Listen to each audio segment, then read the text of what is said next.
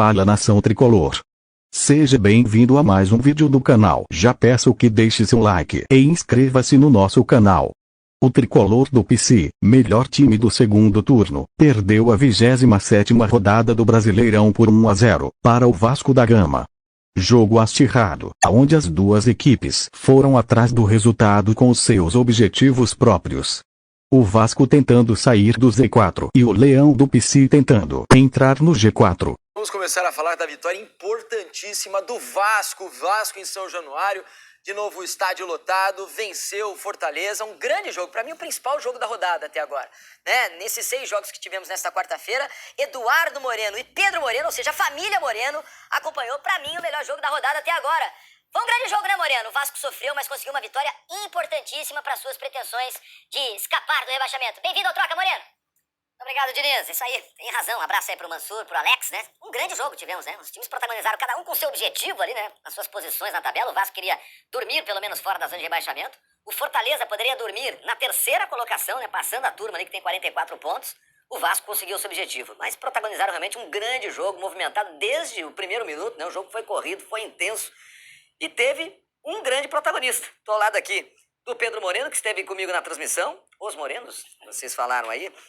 Estive também com o Dani Moraes na transmissão, no Premiere. Pedro, grande personagem foi Payet, o francês. Ele marcou um but, né? Um gol. O seu primeiro com a camisa Cruz Maltina e foi determinante, foi o gol da vitória. É isso, o jogo vai ficar marcado pelo primeiro gol, marcado pelo Payet, com a camisa do Vasco. Um abraço ao Diniz, Mansur, Alex, todo mundo que acompanha a gente no Troca. A expectativa era enorme para um jogo muito movimentado, um jogo de grandes oportunidades, e Vasco e Fortaleza entregaram isso, né? O primeiro tempo foi o primeiro tempo onde o Vasco foi muito bem, foi melhor no jogo, conseguia ter mais posse de bola, conseguia controlar o jogo, ocupar o campo ofensivo, criar boas oportunidades em boas movimentações, jogando um pouco mais aberto pelo lado direito, e a gente pedia justamente na primeira etapa uma presença maior, uma participação maior do Payet, mais aberto pelo lado esquerdo, beirando meio que linha lateral, assim, um posicionamento parecido com o que ele já tinha sido utilizado no jogo contra o Curitiba. E a gente, eu e Dani na transmissão, a gente criticava um pouco, porque o posicionamento que a gente preferia dele era de um Payet um pouco mais próximo do Verratti, ocupando mais uma faixa central, até para tirar um pouco dele essa obrigação defensiva de cobertura, quando o Vasco não tinha posse de bola, e para que ele recebesse a bola numa faixa do campo onde ele realmente faz a diferença. E foi justamente isso que aconteceu no início do segundo tempo,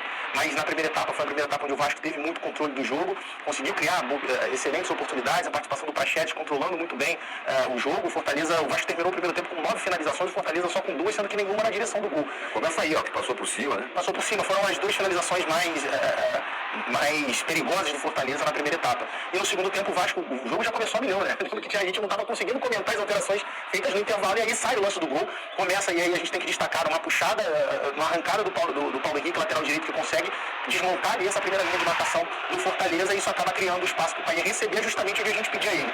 Uma faixa mais central, mais próximo do gol, onde ele recebe, traz para a perna esquerda, acerta um chute ali no único lugar que poderia passar, justamente no cantinho, para abrir o placar para o Vasco. Depois disso, o Vasco acabou retraindo demais. Acho que as alterações que o Ramon Dias fez acabaram trazendo o Vasco excessivamente para o campo de defesa, principalmente a entrada do Jair no lugar do Praxedes. A gente ainda não tem nenhuma informação se foi alguma alteração, alguma questão física, ou se foi só uma escolha técnica do Ramon Dias, mas o Praxedes é um jogador com essa capacidade de conseguir segurar um pouco mais a posse de bola, de dar dinâmica para o jogo, e a partir daí foi se tornando um jogo de ataque contra a defesa. Essa defesa aí do Léo Jardim foi logo na sequência, logo depois do gol, né? E depois mais esse lance aí foram o escanteio cobrado, outra defesa do Léo Jardim. O jogo teve uma mudança após esse gol do Payet, né? O gol do Vasco. Porque de certa forma o Vojvoda foi colocando o time pra frente, colocou em campo o Galhardo, foi tirando o volante, tirou o Zé Wellison, botou Galhardo, botou Guilherme, botou Caleb, Marinho, foi jogando o time pra frente, e o Vasco, em contrapartida, foi se lançando, foi retraindo, foi vindo pra trás. Colocou também o Matheus Carvalho, volante no lugar do Payet, e a reta final do jogo acabou sendo um jogo de ataque contra a defesa, onde o Vasco sofreu alguns sustos, mas acho que, ponto geral, o saldo sem dúvidas, não só pelo resultado, que é fundamental, os 3 pontos, mas pela atuação do Vasco, sobretudo no primeiro tempo. Se a gente for pegar a sequência do Vasco, o Vasco veio de 3 vitórias consecutivas, que fizeram com que o time saísse da zona de rebaixamento, depois uma derrota fora de casa contra o Santos. Foi pesada. E foi pesada, o resultado até mais pesado do que a atuação. O Vasco fez um primeiro tempo melhor, acabou sofrendo 2 gols por desatenções defensivas na reta final do primeiro tempo, e depois um empate num jogo difícil contra o São Paulo, em casa, no 0-0. Então hoje era fundamental a vitória, diante de um adversário que estava, o Fortaleza, não perdia 6 jogos, nos últimos 13 jogos venceu 10, é o líder do segundo turno, então um adversário dificílimo, finalista da Sul-Americana. Importante ressaltar, né? Quer dizer, exato, o Vasco precisava vencer um jogo, não é que ele precisava vencer um jogo porque o adversário era fácil, era obrigatório vencer. Muito pelo contrário, um time dificílimo ser batido no Fortaleza. Você falou, invencibilidade de 6 jogos. líder do retorno, finalista sul-americana, o Vasco conseguiu vencer. E acho que até por conta disso, principalmente o desempenho, é que o torcedor do Bragantino, porque uma derrota do Santos mantém o Vasco fora da zona do rebaixamento, mas acho que atuações como a de hoje dão ao torcedor do Vasco, não tranquilidade, mas dão esse sentimento, essa esperança maior, principalmente pelo que o time vem jogando, e mesmo com uma sequência pesada na frente, com o Flamengo, com o Goiás, com o Cuiabá, com o Botafogo, dão a esperança ao torcedor vascaíno de que o Vasco possa conseguir sair dessa zona incômoda do rebaixamento. Uma importantíssima vitória do Vasco, um tropeço aí do Fortaleza, que vai fazer o próximo jogo agora, mais uma vez fora de casa, Diniz, contra o Bahia, né? O Vasco tem o clássico contra o Flamengo, né, no domingo. E eu falei que, né, do personagem, né, digamos assim, que foi o gol, né, o primeiro gol do francês aí com a camisa do Vasco. Mas eu preciso destacar também aqui o protagonismo da torcida hoje em São Januário, né? A gente teve mais um jogo de casa cheia, de ingressos que foram esgotados muito cedo, né? Logo abriram as vendas, e tivemos mais de 20 mil torcedores em São Januário, e o torcedor empurrou o tempo todo, e foi importantíssimo aí pro Vasco buscar essa vitória, Diniz. É isso, deixa eu me despedir aqui dos dois morenos, né?